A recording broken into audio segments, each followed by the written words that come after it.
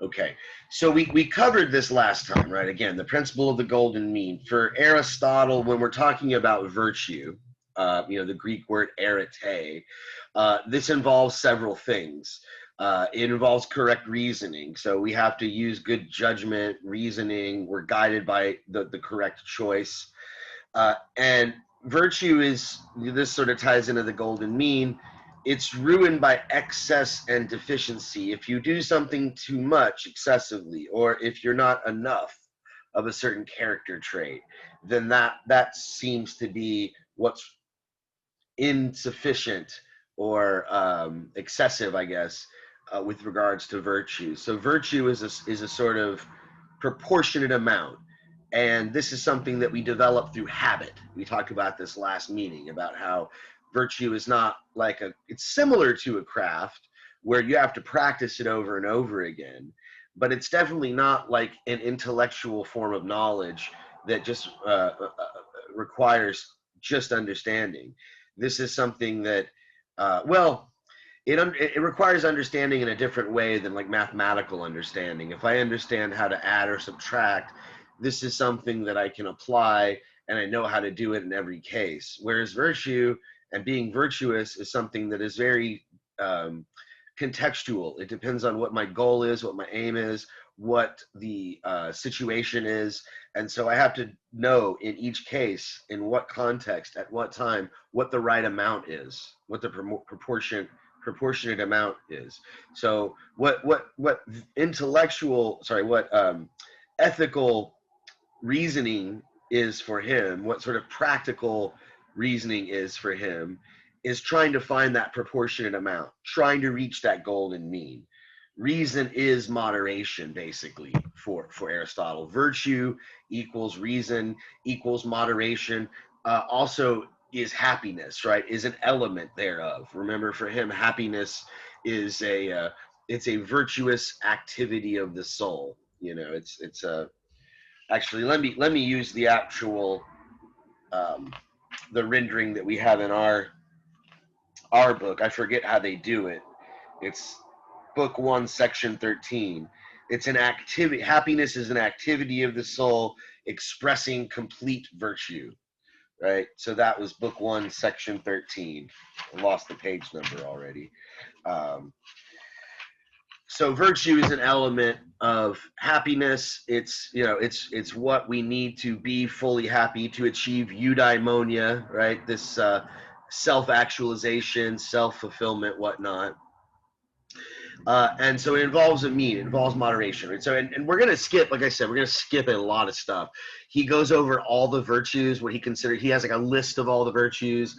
We'll talk a little bit, we already did this last time, we talked about bravery and temperance. We might come back to that for a brief period, but we're going to skip a lot of the writing here. It's in the book and you can read it if you need it for your paper and you want to write more about each particular individual virtue, that's fine. But, just because of time constraints, we're not going to have time to really get into the details about all the, different virtues. Well, we will talk about justice today. I would like to get to justice, but right now, let's sort of.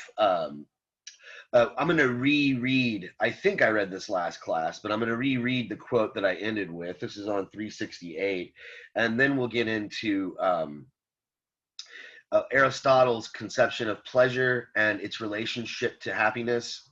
And so it seems like, from what we talked about last, distance himself from people who think that happiness is the same thing as pleasure. But it gets kind of confusing because when we get to this, book 2, chapter 3, he seems to kind of backtrack on that. And so, I think there's a way to read. It's easy to misread Aristotle. There's a way you can misread him as a hedonist. And I put a bunch of question marks next to hedonism here because maybe it's not a misreading. But if Aristotle is a hedonist, in other words, if he believes that all judgments of what is good and bad, all moral and ethical judgments about what is right or wrong, ultimately can be boiled down to judgments about what pleases us or what causes us pain. So in other words, right and wrong are just pleasure and pain with another word. attached to it, maybe more of a thought process attached to it. Is he a hedonist? Is Aristotle a hedonist? I think there's a certain way you can read him as one. Yes, he is, but there's you have to add some qualifications to that. So we're going to get to that here in just a moment. Talk about that. We'll talk about justice. And like I said, we'll probably skip over most of this discussion of each of these individual virtues. But since we left off on that, let me reread the quote. Again, I think I read this last time. We'll read again just to sort of get us resituated. And this is, again, very, very top of 368. You know, just he's still talking about virtues as being indicative of moderation and reaching a mean between excess and deficiency.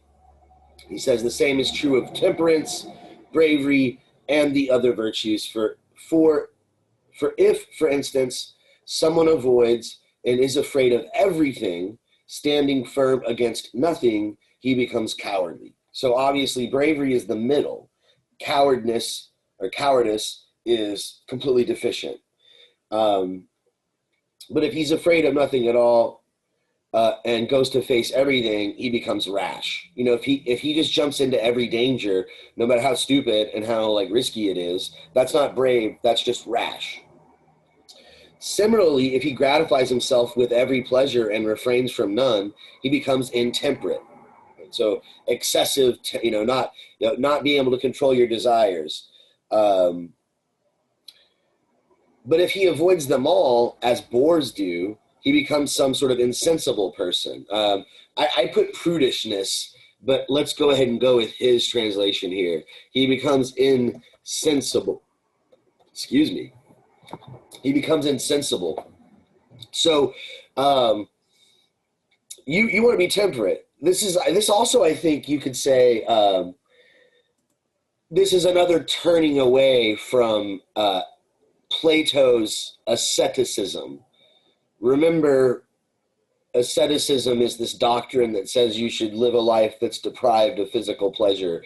You should avoid that stuff and just focus on the life of the mind and the intellect and detach yourself from your body and this sort of thing.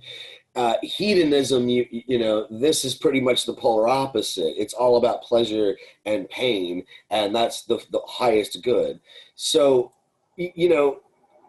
I don't want to do, again, I said this already, I'll say it again. I don't want to just sort of portray Aristotle as a straight up hedonist, but he's definitely not an ascetic.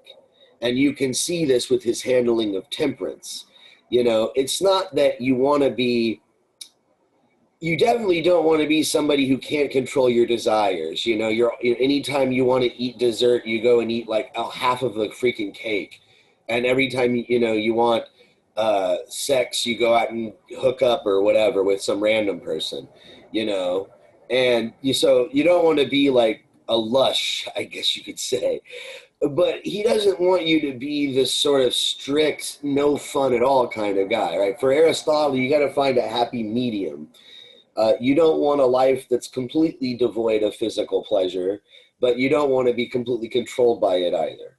So that's the idea. And he returns to these later on, and we're going to skip most of that. I have some of it marked in my textbook, but I think like when we get there, I'm kind of going to skip all the stuff I had marked because we're just running out of time, folks. Just running out of time here.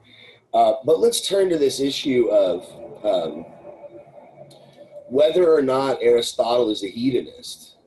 If you just read book 1, it might be pretty obvious that the answer to that question is no.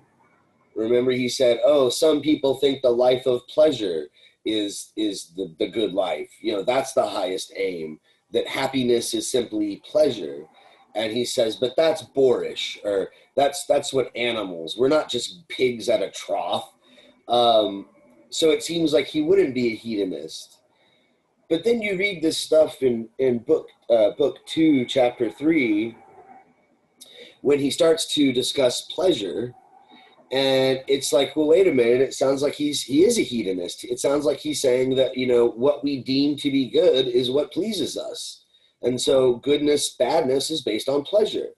And so in a way, I'm going to remove a couple question marks from the hedonism. maybe hedonist, kind of hedonist. There's an element, we can at least safely say there's an element of hedonism in Aristotle, but again, we have to qualify it. So let's read here what he has to say and how he qualifies this. It's pleasure, yes, but it's not just what you're thinking. Okay, so this is on 368, right where not right where I left off, but if you look at chapter 3, that second paragraph in the brackets, he says, pleasures and pains are appropriately taken as signs because virtue of character is concerned with pleasures and pains. Okay, so this seems kind of like almost a contradiction, or it seems to conflict with what he said earlier about how happiness is not the same as pleasure.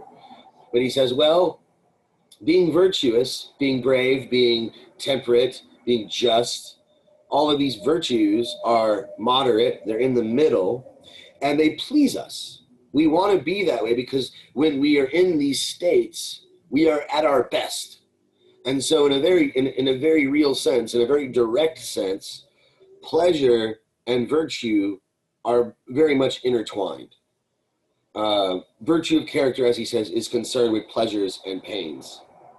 And he gives a big list of, these are sort of his arguments for it. And you might look at this list, and I'm not going to read the whole thing. I'm going to read the first maybe 3 or 4. But he gives a list of what he means by what we could possibly mean by pleasures and pains. And I think the fact that he broadens the scope of what you might understand of as a pleasure or a pain makes him not a simple hedonist. He's a more sophisticated hedonist. It's, when people hear the word hedonism, especially recently, like the last decade or so, since about the last 40 or 50 years probably, like since the 70s or 80s, if you hear cultural critics talk about hedonism, it's usually talking of like negative terms. Oh, you're just a hedonist. All you care about is like having sex and drugs and rock and roll. So it gets a bad rap, but this is not the sort of hedonism that you find in Aristotle. It's a sort of, yes, virtue is based on pleasure, but pleasure of having done a good job, pleasure of having good friends, pleasure of doing good for your community. It's not just, direct physical pleasure, which are very momentary, by the way. That's another, this is maybe something he does share with Plato, is that sure, those things are good, but they're very momentarily good. The drink that you have that's very enjoyable, you only enjoy it while you're consuming it, and then it's gone. And if it makes you have a stomach ache or a belly ache, it's not really healthy, then maybe it wasn't worth that moment of pleasure to drink that sugary drink, So again, right where I left off, right? Virtue of character is concerned with pleasures and pains. 1, for it is pleasure that causes us to do base actions, and pain that causes us to abstain from fine ones. Hence, we need to have had the appropriate upbringing, right from early youth, as Plato says, to make us find enjoyment or pain in the right things, for this is the correct education. So it's a sort of refined hedonism. It's not a brutish hedonism. We have to be brought up in the right upbringing and develop the right character traits to be able to enjoy the appropriate higher pleasures. This is all sounding very Platonic in a sense.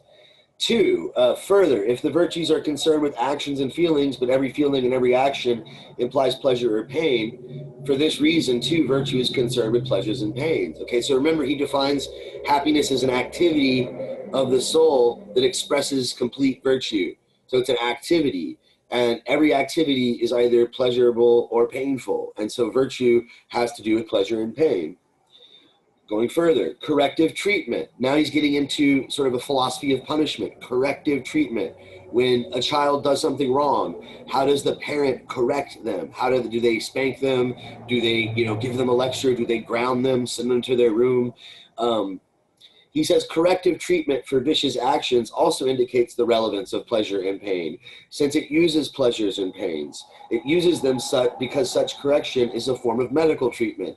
So he's likening discipline, I guess, of your parents, or punishment by the state, if you're a criminal and being punished for a crime, as a sort of corrective measure. And it's using pleasure and pain to guide you towards the right action, okay?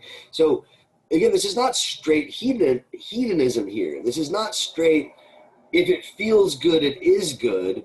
And if it feels bad, it is bad. It's more like, no, goodness and badness have to do with pleasure and pain, yes, but pleasure and pain has to be directed and educated and developed in the right direction.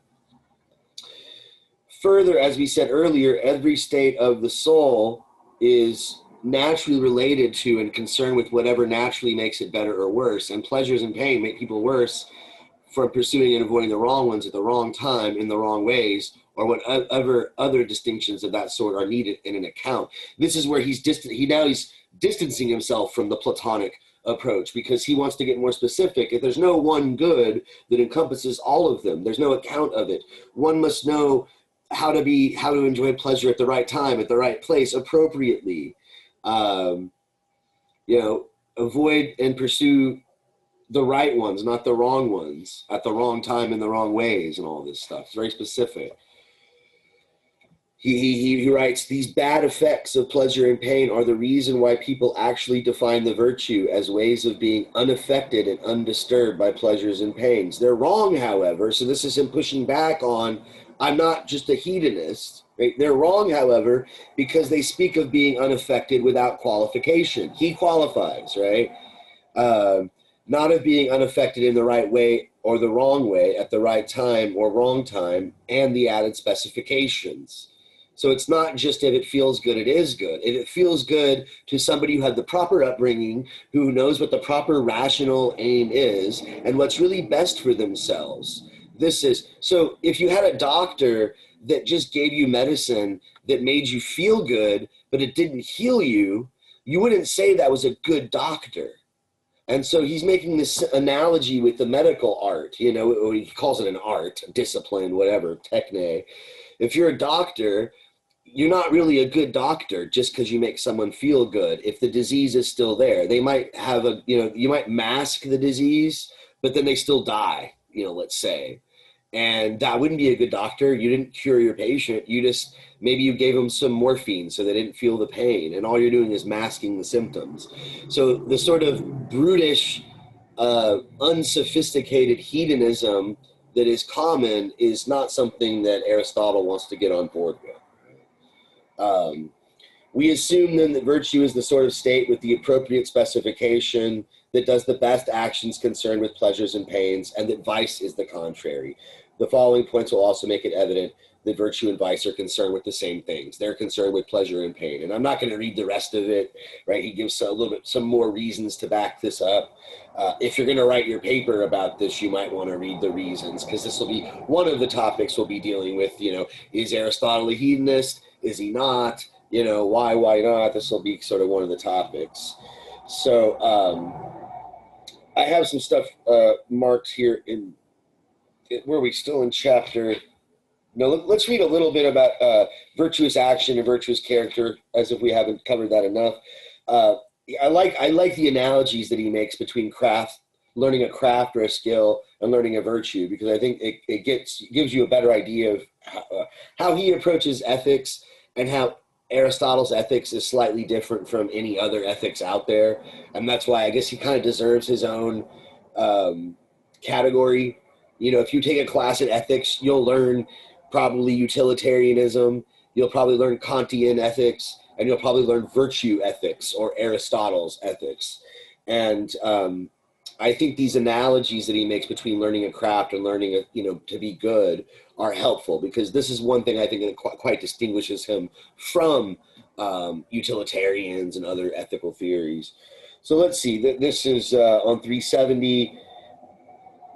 Here he's going to say what is true of crafts is not true of virtues. Let's see what he says. So it's not that they're exactly analogous. What's the difference then? We talked about some of the similarities. He says, and this is, I guess, the second full paragraph. He says, what's true of crafts is not true of virtues. For the products of a craft determined by their own character whether they've been produced well. And so it suffices that they are in the right state when they've been produced. But for actions expressing virtue to be done temperately or justly, and hence well, it does not suffice that they are themselves in the right state. Rather, the agent must also be in the right state when he does them. First, he must know that he's doing virtuous actions. Second, he must decide on them and decide on them for themselves. And third, he must also do them from a firm and unchanging state. Okay, so I don't know. What am I going to say here? So craft versus virtue. Okay. So craft is similar. It's something you can learn through practice and habit. But when you look at the product of a craft, Aristotle is saying, you can tell just by the product itself whether the craftsman was a good craftsman. You know, if you look at a pot, you know, a jar or whatever, a piece of pottery, you can tell, you know, you can pick it up, you can feel how dense it is and how sturdy it is. You can store stuff in it. So the product itself tells you how good the craftsman is. Whereas he says that the actions do not suffice. So to know whether somebody's being virtuous, it's not enough to look at their actions. You have to know that you're doing the virtuous actions. Like when you have to know that you're doing the virtuous thing. You have to decide on them. So it's your choice. You're the one who chose it. And 3, you do them from a firm and unchanging state. In other words, this is your character. This is not something that you just did because you felt like it that one time. You know, I'm usually a dick, but what the hell? I'll go ahead and be nice today and save this person. That doesn't make you virtuous. It has to be springing from your very character, from a firm and unchanging state. As the conditions for having a craft, these 3 do not count except for the knowing itself. As a condition for having a virtue, however, the knowing counts for nothing, or rather for very little. You can know what the right thing is, but if you don't act on it, it's not enough. The other 2 conditions are very important, indeed all important. And these other 2 conditions are achieved by frequent doing of just and temperate actions, right? So again, you do these enough, becomes a part of who you are. You get in the habit of being virtuous, and then you are virtuous, right? What's the saying? Fake it till you make it.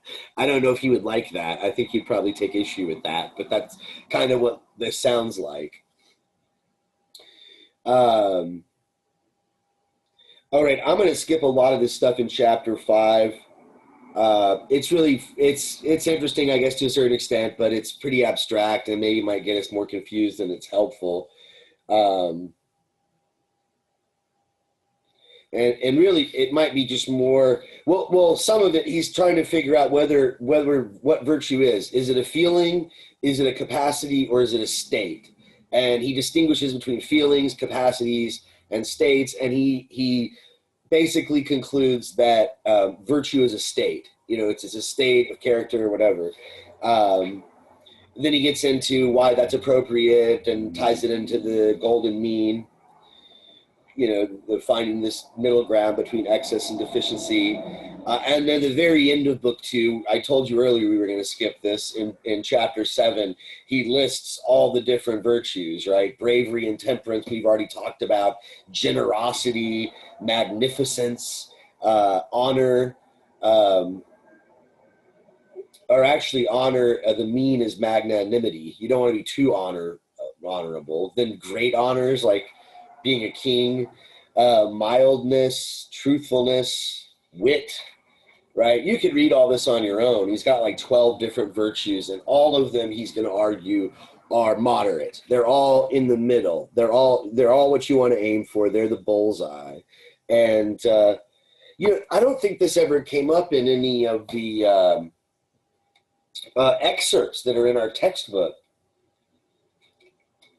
which is surprising. But this issue of not being able to be virtuous when you're young, we did talk about that. Like he said that young people and animals can't be truly happy. They can't be truly virtuous because they're, you know, animals can't because they don't have reason, and young people can't because they don't have enough experience.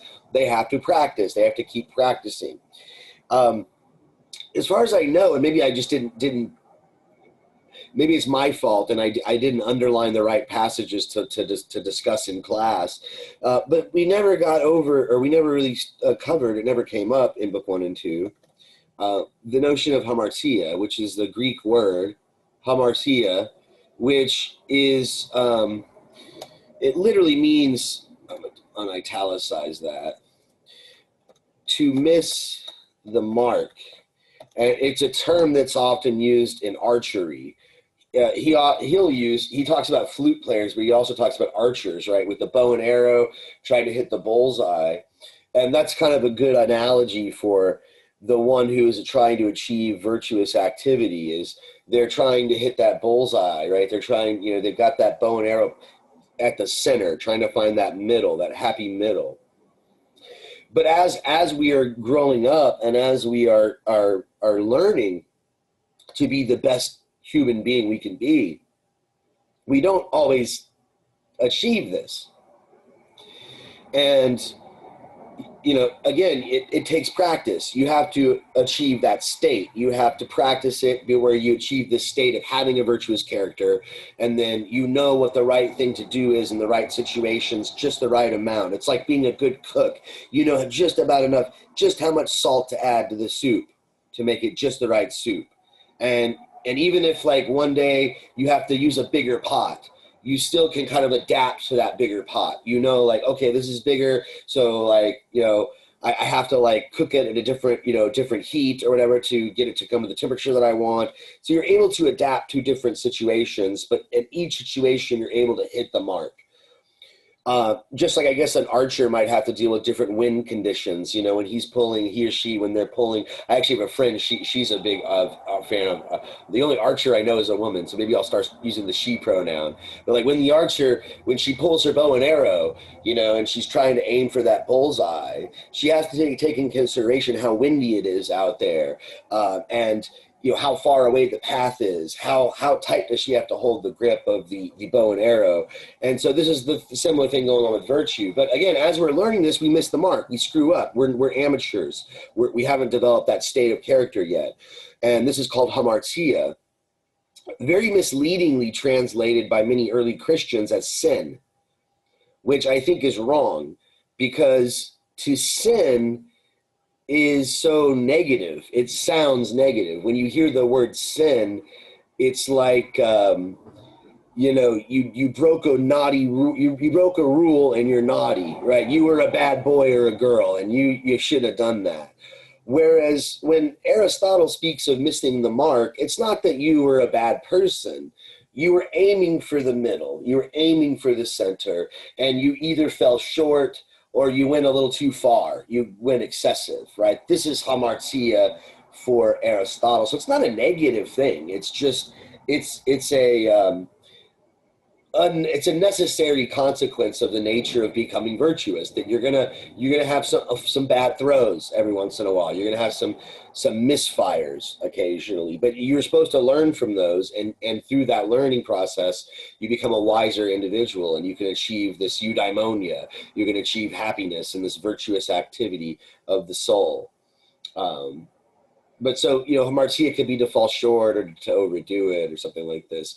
And once you do it, it's not like you have to read an Aristotle textbook every time to remind yourself of the rules of virtue and why. It becomes like the example I was giving of the cook. It becomes second nature. You don't have to you can just use your eyes to understand how much salt to add at just the right moment and in the broth or whatever. And it's not something that you have to formulaically come back to. So the archer, once the archer is a master archer, she doesn't have to, when she's pulling her bow and arrow, she already knows the right pose. She knows how to hold her shoulders broadly. She knows how tight to grip the string of the bow, or whatever you call it. I don't know, like horrible. What's probably not called a string, but you know what I mean. And so she, she knows this stuff. It's just second nature. It's become embedded in her body almost. It's almost like, I guess maybe you've heard the term in sports, people talk about muscle memory. You develop a muscle memory, a sort of reflex, but that's a sort of knowing. And so the archer, she doesn't have to consult all the rules of archery and the proper posture or form of how she's supposed to position her body. That's all become a part of her very being. It's a state that she constantly has, that she draws from as she's pulling that bow and arrow. And so if you're able to hit the mark on your first try, though, that's luck. That's not virtue, right? Virtue is, again, something that arises from a state. I always have this thing where, like, I never bowl, but every time I bowl, I maybe bowled 4 or 5 times in my life. Well, more than that. Probably at this point, I've done at least 10 or 15 times. But every time I go bowling, I really suck at it. But for some reason, I'm good the first 2 or 3 rolls. I go and I do my first 2 or 3 strikes, and I'm like, whoa, that's actually pretty good. Maybe I that's what it is. I become I assume I'm going to suck, so I'm not so. My expectations of myself are very low, so I'm able to sort of do a really good shot at first, but then after that I'm like, oh man, that was really good. What did I do? And I'm overthinking it, and it ruins up the rest of the game. Who knows? But I don't know. I feel like I'm butchering this point into the ground, so I'm going to move on. Let's go to book 3.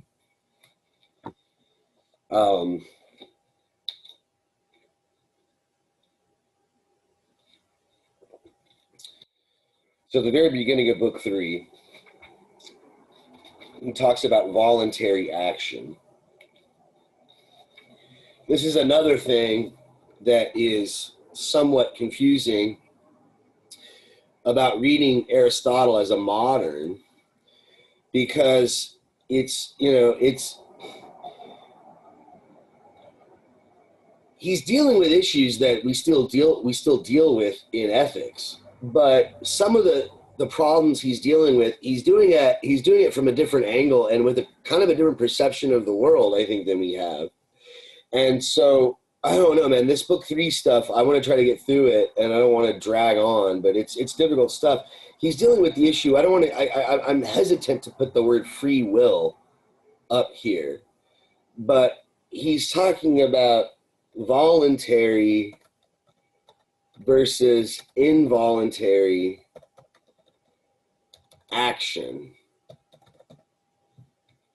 Now, there are some people who read Aristotle as somewhat of a determinist. I don't think that's right. They're misreading him, but it's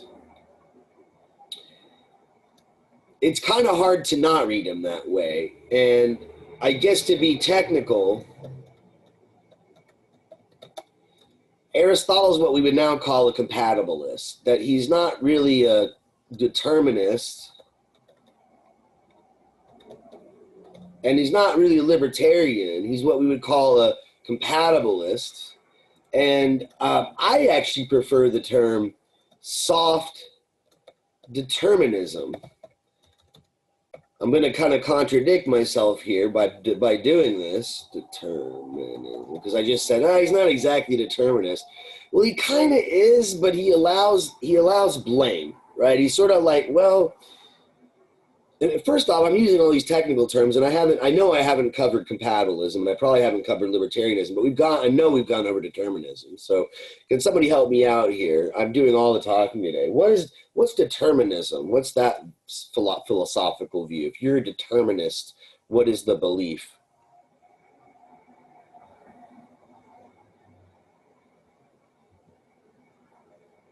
I thought there was at least 2 or 3 students here that have taken intro to philosophy. I'm shocked that y'all didn't cover it in that class.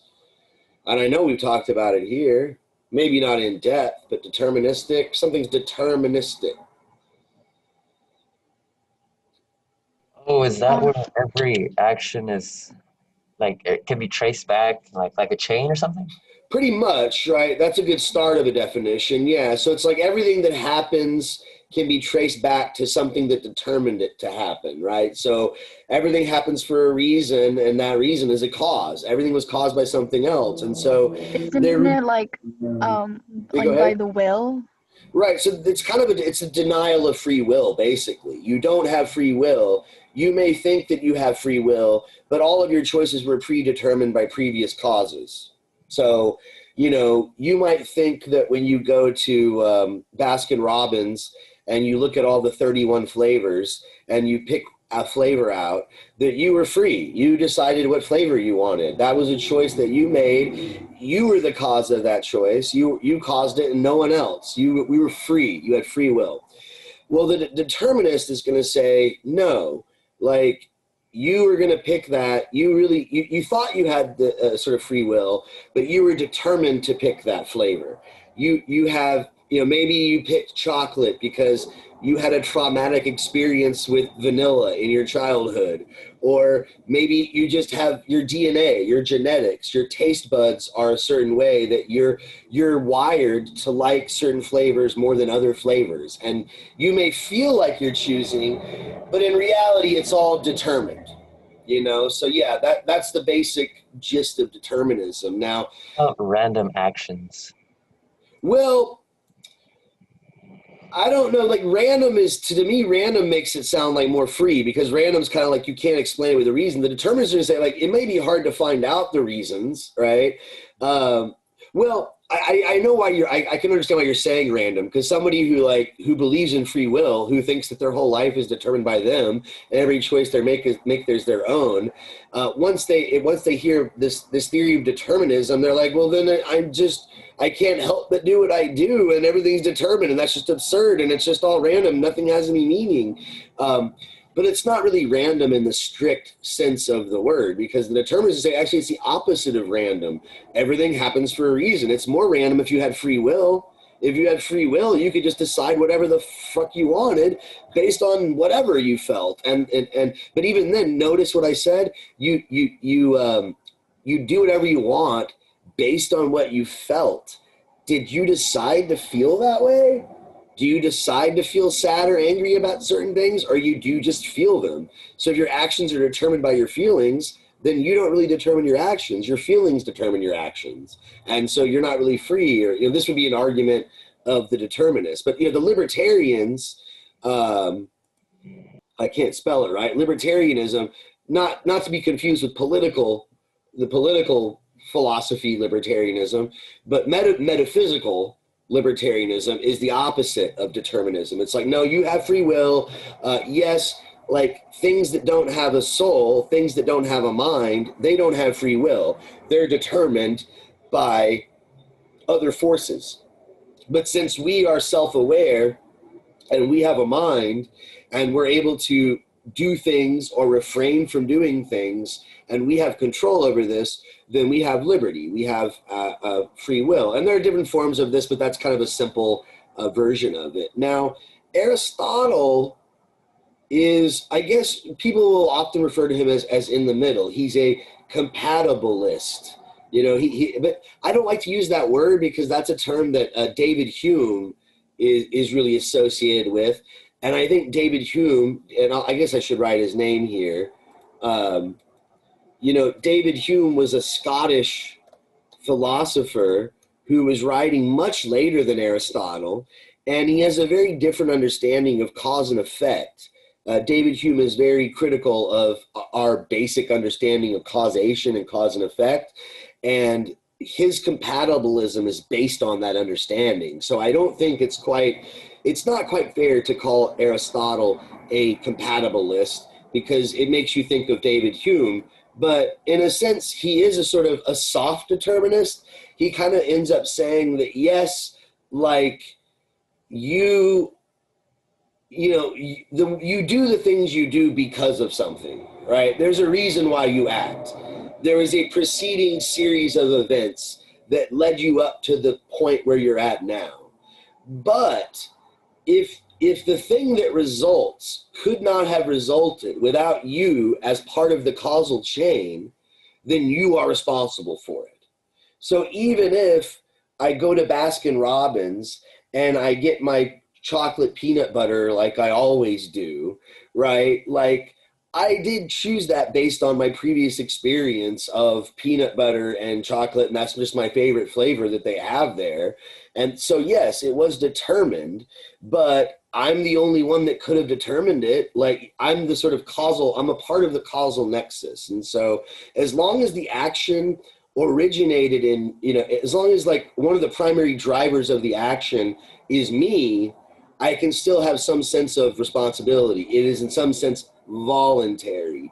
Now, let's read how he explains this, because on the face of it, that seems, you might think, kind of philosophically suspect.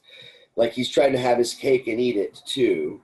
But you have to keep in mind, he's kind of just giving up. And honestly, the notion of free will, I don't really think is appropriate here, because I don't think they really had an idea of free will, the Greeks. I mean, I could be wrong about that. It's a controversial stance, by the way, that I just said, but I've got a lot of scholars to back me up, right? What's her name? I can't believe it. I know her last name, Cynthia Friedland. I couldn't remember her first name. Dr. Friedland, who I studied with at UH. She's like an Aristotle, expert. And I was reading some recent post that she put about Aristotle and how the concept of free will is kind of inappropriate for him. That we're using very modern notions of the self and subjectivity and to do this. But let's read the few passages that I have here in book 3, and we'll have to skip forward a bit because, yeah, we're running out of time. We haven't even got to justice yet, so I might have to skip all the stuff about justice. I really want to get to friendship. So like I said at the beginning of class, regardless of how far we get today, next class we're just going to cover the stuff on friendship, and I might actually come back and backtrack to finish things up next meeting. We'll see how things fall through. But one issue here, why do we need to worry about such metaphysical things? Why is it important to establish responsibility, free will, and that kind of thing? Well, I guess the idea is that if you're not responsible for your actions and you're determined to do them, then it seems rather unfair to punish you for your actions. It seems rather unfair to blame you for your actions, to give you blame, or to praise you, to say that was good that you did that if you did something good. Because if you were going to do it anyway and you couldn't help but do it, then why should you be praised or, So this idea that you have to have choice and you have to have some sort of voluntarism in order to have ethics, this I think is what Aristotle's getting at here. How do you assign praise or blame to an agent when they're not actually the author, completely the author of their action? I'm just going to read the quotes I have here on page 376 at the beginning of book 3, chapter 1. Virtue is about feelings and actions. These receive praise or blame when they are voluntary, but pardon, sometimes even pity, when they are involuntary. Hence, presumably in examining virtue, we must define voluntary and involuntary. Okay, so we can you get a get out of jail free card if what you did was involuntary. But how do we determine whether what you did was voluntary or involuntary? Okay, we're not talking about wills here. We're not talking about free will. We're just talking about actions that are either voluntary or involuntary. I mean, that's how to separate those two. I guess that's debatable. But for him, there's no problem. This concept doesn't really arise. So how does he define involuntary actions? This is pretty straightforward, at least he sees it as such. And this is the second paragraph. He says, what comes about by force or because of ignorance seems to be involuntary. What is forced has an external principle, the sort of principle in which the agent or victim contributes nothing. If, for instance, a wind or a human being to control him were to carry him off, right? So if a big gust of wind comes and it blows me and it's so powerful that it pushes me and I end up knocking somebody else over and they get hurt, I mean, they're not going to get mad at me. They're going to be like, whoa, that sucks the wind, whatever. That's an involuntary action.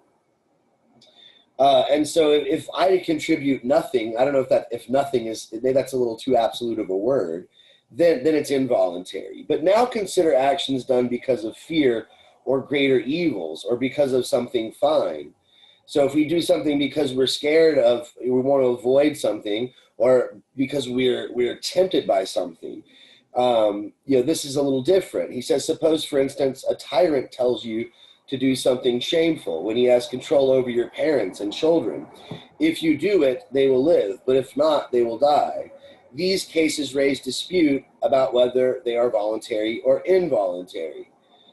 So these are sort of like borderline cases. It's sort of like, well, geez, I guess like if somebody kidnaps your parents and says, I'm going to kill them unless you do what I tell you, you kind of have to. You don't really have to, but you kind of do. I mean, who wouldn't want, unless you hate your parents or something like that, maybe you got a horrible, poor upbringing or something like that.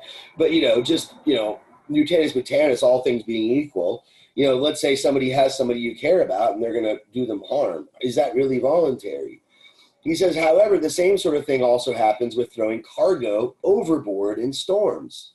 For no one willingly throws cargo overboard without qualification, but anyone with any sense throws it overboard under some conditions to save himself and the others. These sorts of actions then are mixed.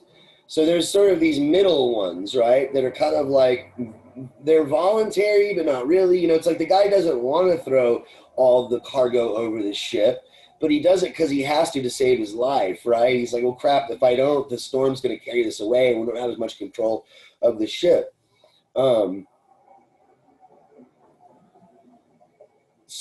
then just skip to the next paragraph. For such mixed actions, people are sometimes actually praised whenever they endure something shameful or painful as the price of great and fine results. And if they do the reverse, they're blamed, since it is a base person who endures what is most shameful for nothing fine or for only some moderately fine result, right? So you might abstain from eating that chocolate cake because you're on a diet and you want to lose weight. So you lose the weight, it's like you wanted to have the cake, you abstain from it.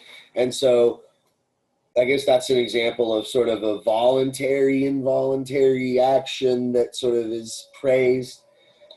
Like I told you, I'm going to skip a lot here. Let's go to the next page, 378. Suppose this is, I guess, towards the middle. It's right next to that number 10 in the margins. He writes, but suppose someone says that pleasant things and fine things force us, right? This is the strict determinist. Like, you couldn't do anything otherwise, right? You love that and you were forced to do it because you loved it or whatever. It will follow that for him, everything is forced, since everyone in every action aims at something fine or pleasant. Moreover, if we are forced and unwilling to act, we find it painful. But if something pleasant or fine is its cause, we do it with pleasure. It's ridiculous, then, for our opponent to ascribe responsibility to external causes and not to himself, when he is easily snared by such things, and ridiculous to take responsibility for fine actions himself, but to hold pleasant things responsible for his shameful actions. What is forced, then, would seem to be what has its principle outside the person forced, who contributes nothing. Okay, so when we're talking about involuntary actions in a very strict sense of the word for Aristotle, in order for us to not just kind of deter into nonsense where no one and nothing is responsible for anything, unless we feel like it, pretty much. Like he sort of says, if you're, oh yeah, that was mine, or no, that was caused by this, depending on what it is that was the result. He says, look, as long as it wasn't forced in the sense that something completely external physically forced you, made you move your limbs, then it really is a voluntary action. Even if it's based on your desires or your pleasures, it's still you that did it. Right? And so it's a voluntary action in that very loose sense of the word. I call this a kind of soft determinism for Aristotle. It's, yes, of course, your character is determined by your upbringing. Your character is determined by your parents. Your character is determined by the habits you develop because of those two things. And so that's determined. But you still are the cause of certain results that wouldn't have come about without you as the causal agent. So in that sense, it's a voluntary action. It wasn't something forced physically outside of you. Okay, so I'm going to skip.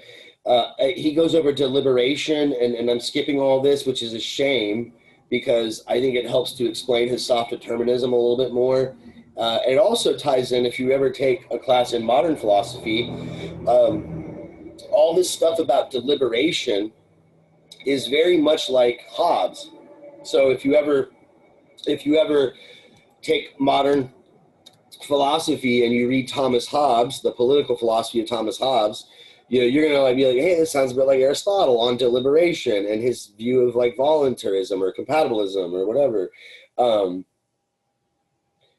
And deliberation is when we basically, as Aristotle puts it, we deliberate about what is up to us, and that's sort of what we perceive is up to us, what we can change, what we can't change. And when we have two options and neither one of them is preferable to the other, obviously we have to sort of think about it. There's pros and cons to this option, there's pros and cons to that option. I've got to deliberate, I've got to decide. Again, I got to skip all this stuff to get through book 3. Okay, let's skip forward to book 5 because I do want to talk a little bit about justice and how Aristotle defines justice, because that was I think that's where we started the semester. So it's a nice sort of return to the beginning, a sort of recapitulation of this concept, because justice was ostensibly the topic of the Republic, of Plato's Republic. And we'll see that the way Aristotle handles justice is quite similar to Socrates and the Republic. Not exactly the same, but there's definitely parallels here. You can see the influence. So let me find the passage I'm looking for. General justice. This is on page 392, pretty close to the bottom. He says the lawless person is unjust and the lawful person is just. This is very close to Thomas Hobbes. So the lawful, the person who follows laws, right? So we have to establish what the laws are and what's correct and follow them. Laws always involve other people. There's always a kind of a social contract involved. So justice always involves relations with others. Okay, this is very close to Hobbes. Not exactly the same, but very close.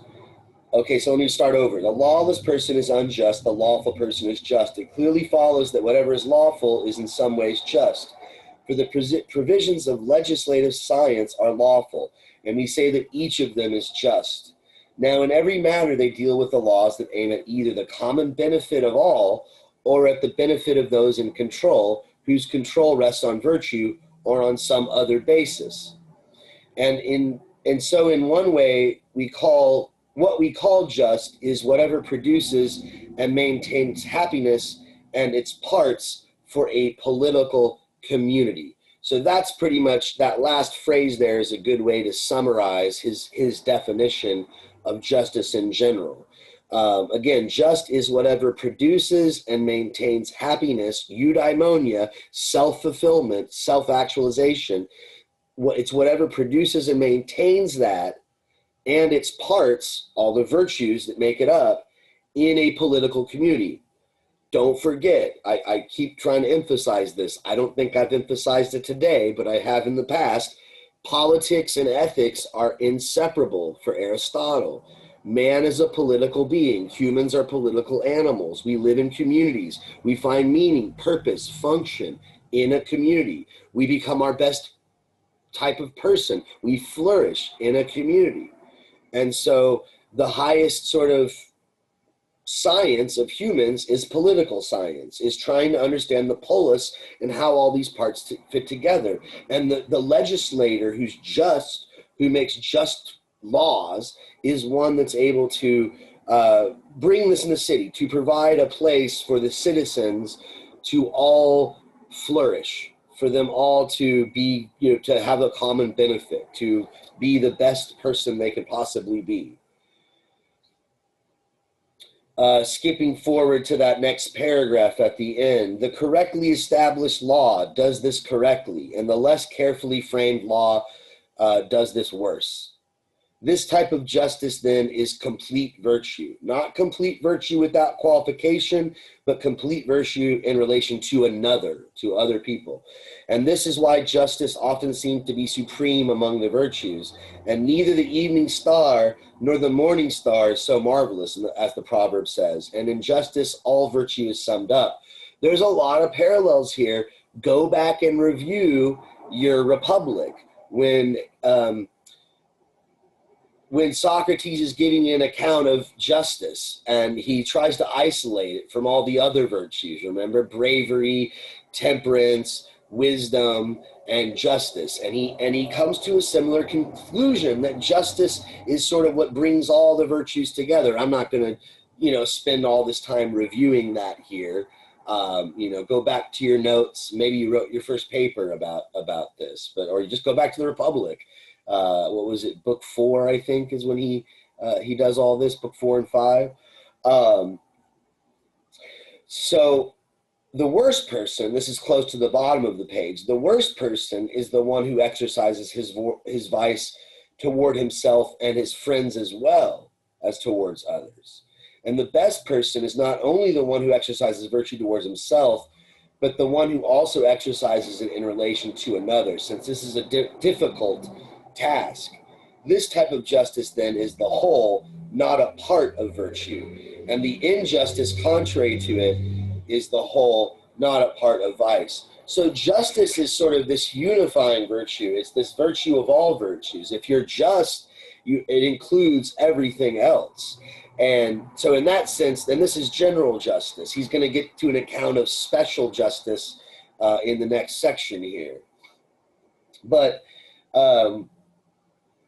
it's especially bad when you're unjust to friends and family. That's even worse. That's like the worst betrayal. And maybe we'll talk more about why that is next meeting when we get to the chapter on friendship. But let's look at special justice and natural justice here, and then we're going to have to end class because we got like 7 minutes left or something like that. I think we're going to have to skip book 6 on the virtues of thought. So sorry about that. If we have time next class, we'll come back to it because he talks about intellectual virtue in book 10.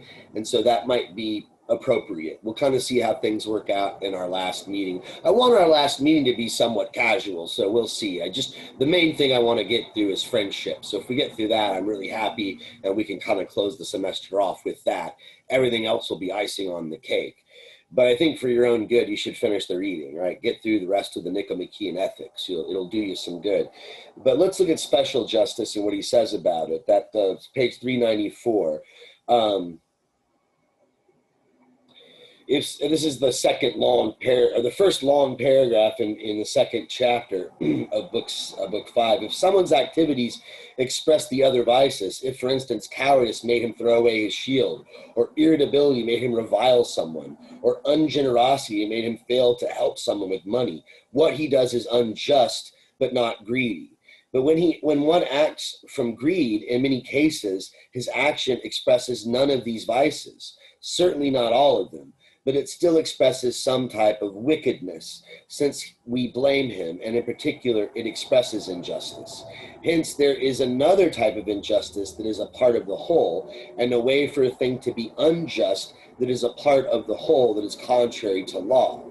Moreover, if A commits adultery for profit and makes a profit, while B commits adultery because of his appetite and spends money on it to his own loss, B seems intemperate rather than greedy, while A seems unjust, not intemperate. Clearly then, this is because A acts to make a profit. So when we're talking about being unjust, in a certain sense, if you're not virtuous, you're not really just, but it's, to be specific and to be technical, justice really only applies to when it involves screwing other people over, right? So the example of adultery, right? I don't know. To me, that sort of leaves the wife out of the equation. So I don't know if that's a really good example. He seems to be discounting the feelings of the wife here. But he's like, if you commit adultery just because you you get the hots for somebody and you're attracted to them and it feels good just out of pleasure.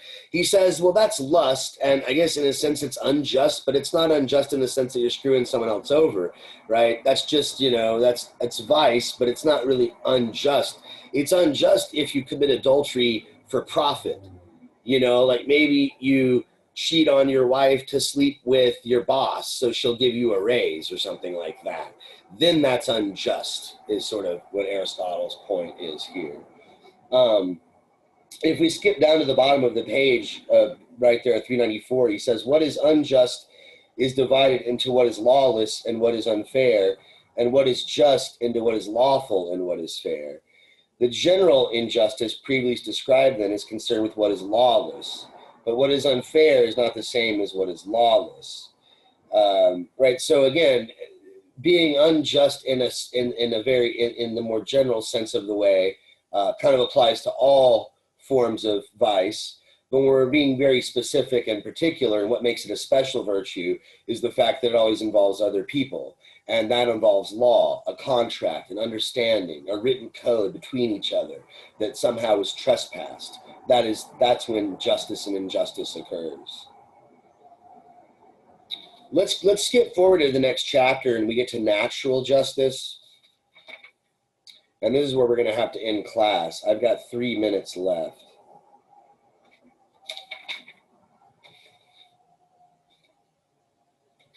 I don't know. Let me go ahead. I'm not even going to do that because this is it's rushing it way too much. It's not going to take me that long to get through natural justice next time. So let's actually start class with that and talk about what is the difference between justice in general, special justice, and then natural justice. We'll sort of review a little bit, and then we'll skip the next book and go into friendship. We'll talk about friendship. So that's the agenda for our next and our final meeting. But if any of you have any questions or concerns or comments, you can feel free to jump in. I'm going to go ahead and stop the recording here.